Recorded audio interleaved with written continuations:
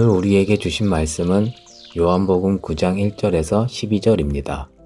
예수께서 길을 가실 때에 날 때부터 맹인된 사람을 보신지라. 제자들이 물어 이르되 랍비여, 이 사람이 맹인으로 난 것이 누구의 죄로 인함이니이까? 자기니이까 그의 부모니이까? 예수께서 대답하시되 이 사람이나 그의 부모의 죄로 인한 것이 아니라 그에게서 하나님이 하시는 일을 나타내고자 하심이라. 때가 아직 낮음에 나를 보내신 이의 일을 우리가 하여라 하리라. 밤이 오리니 그때는 아무도 일할 수 없느니라. 내가 세상에 있는 동안에는 세상의 빛이로라. 이 말씀을 하시고 땅에 침을 뱉어 진흙을 이겨 그의 눈에 바르시고 이르시되 실로암 못에 가서 씻으라 하시니, 실로암은 번역하면 보냄을 받았다는 뜻이라. 이에 가서 씻고 밝은 눈으로 왔더라. 이웃 사람들과 전에 그가 거린인 것을 보았던 사람들이 이르되 이는 앉아서 구걸하던 자가 아니냐? 어떤 사람은 그 사람이라 하며 어떤 사람은 아니라 그와 비슷하다 하거늘 자기 말은 내가 그라 하니, 그들이 묻되 그러면 내 눈이 어떻게 떠졌느냐? 대답하되 예수라 하는 그 사람이 진흙을 이겨 내 눈에 바르고 나더러 실로암에 가서 씻으라 하기에 가서 씻었더니 보게 되었노라. 그들이 이르되 그가 어디 있느냐? 이르되 알지 못하노라 하니라. 아멘. 오늘 말씀은 예수님께서 날 때부터 맹인이었던 사람의 눈을 뜨게 하신 사건입니다. 이 사건은 다른 기적들에 비해서 특별합니다. 왜냐하면 요한복음 전체의 메시지를 아주 명확하게 드러내 보여주는 기적이기 때문이죠. 요한복음의 가장 처음 1장에는 예수님을 소개할 때 빛이라고 소개합니다. 요한복음 1장 4절 5절이죠. 그 안에 생명이 있었으니 이 생명은 사람들의 빛이라. 빛이 어둠에 비치되 어둠이 깨닫지 못하더라. 예수님이 이 땅에 성육신하여 오신 사건에 대해서 요한복음이 뭐라고 얘기하는가 하면 어둠이 가득한 곳에 빛이 비춘 것으로 비유합니다.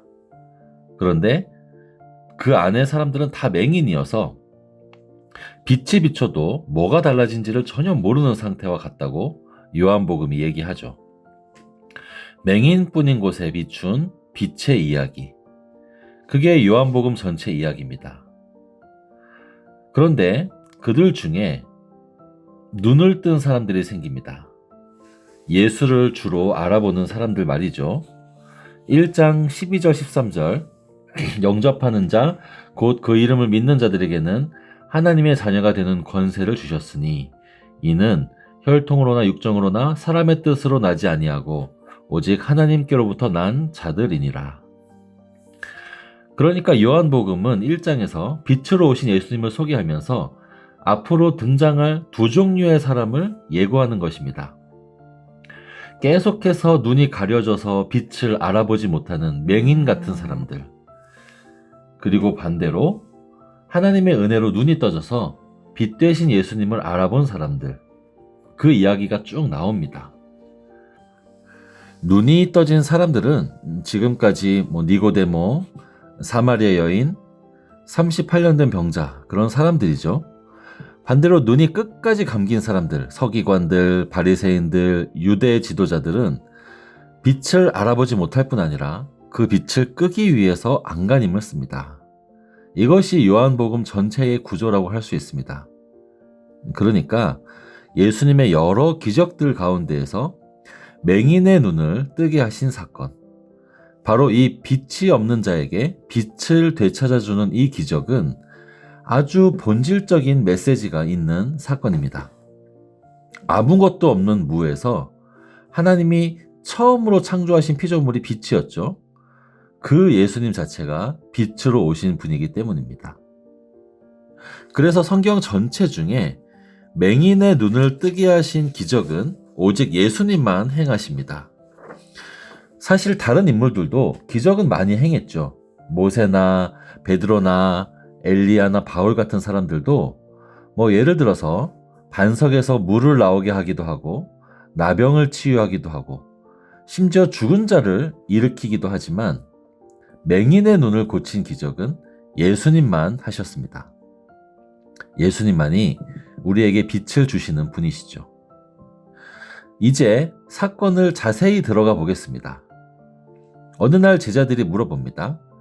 날 때부터 맹인인 이 사람은 누구의 죄 때문에 이렇게 된 것입니까? 여러분 잘 생각해보면 이 질문은 참 잔인합니다. 여러분, 날 때부터 맹인인 사람의 삶은 너무나 불행하죠. 가난하고 어려운 형편인 거는 둘째치고 인생에서 아름다운 그 어떤 것도 본 적이 없습니다.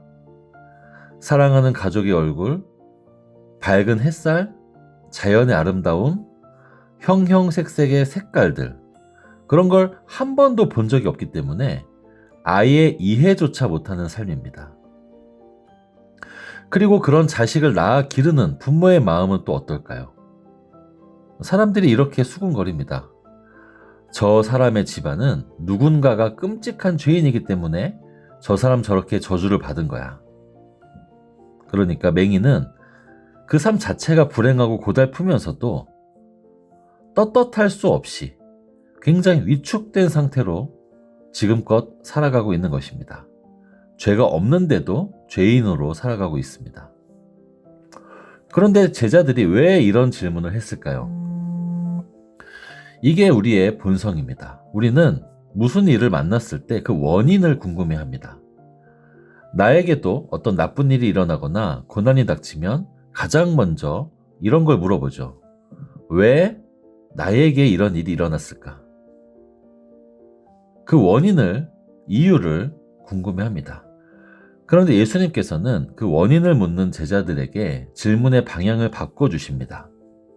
원인에 머물러 있는 제자들의 시선을 목적으로 향하게 하십니다. 3절입니다. 예수께서 대답하시되 이 사람이나 그 부모의 죄로 인한 것이 아니라 그에게서 하나님이 하시는 일을 나타내고자 하심이라. 그가 왜 맹인이 되었는지 그 과거의 일은 우리가 알 수 없어도 그의 삶을 통해서 미래에 하나님이 영광 받으시길 원한다는 그 목적, 그것은 우리가 알 수 있다는 것입니다. 여러분, 이 맹인이 그 말을 들었을 텐데 어떤 마음이었겠습니까? 이 맹인은 나 때문이거나 아니면 내 부모 때문에 내가 하나님께 저주를 받은 삶을 살고 있다고 철석같이 믿으며 지냅니다. 그런데 그런 저주받은 자기의 삶에 새로운 해석이 공급됩니다. 내가 왜 맹인이 되었는지는 모르겠지만 내 삶이 저주가 아니라 하나님의 영광을 드러내기 위한 도구가 된다고? 이렇게 내 삶에 새로운 의미가 씌워지는 것, 바로 복음의 메시지입니다. 예수님 그렇게 말씀하시고 이 맹인의 눈에 진흙을 이겨서 눈에 바르시죠. 그리고 그 눈을 실로암 못에 가서 씻으라고 명령하십니다. 맹인이 눈을 뜨는 것, 제가 지금까지 말씀드린 것처럼 그냥 일반적인 치유가 아니라 우리 영혼이 거듭나고 중생하는 것의 상징이듯이 흙 역시 일반적인 재료가 아닙니다. 처음에 하나님께서 인간을 창조하실 때 사용하셨던 재료가 바로 흙입니다.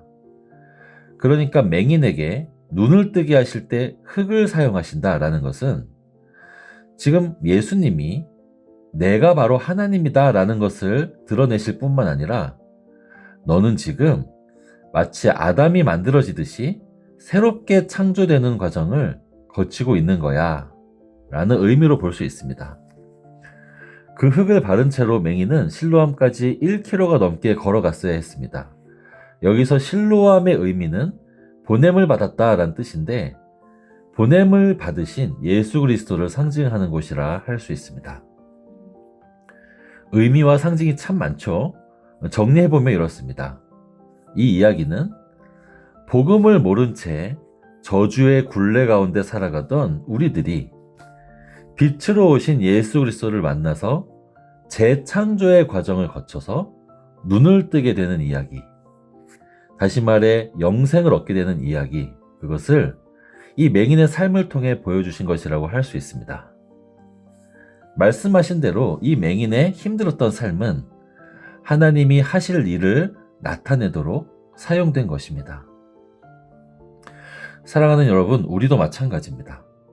우리에게 일어나는 다양한 고난에 대해서 성경은 그 원인을 다 알려주진 않습니다.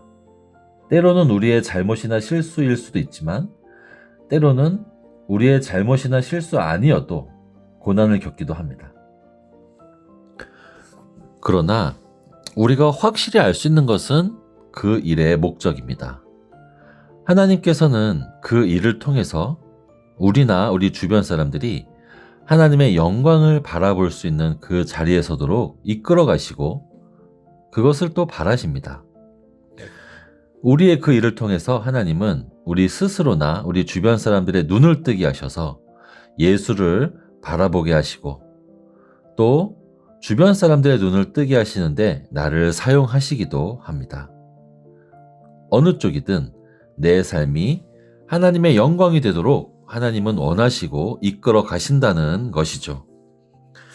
그러므로 성도 여러분, 기억하시기를 바랍니다.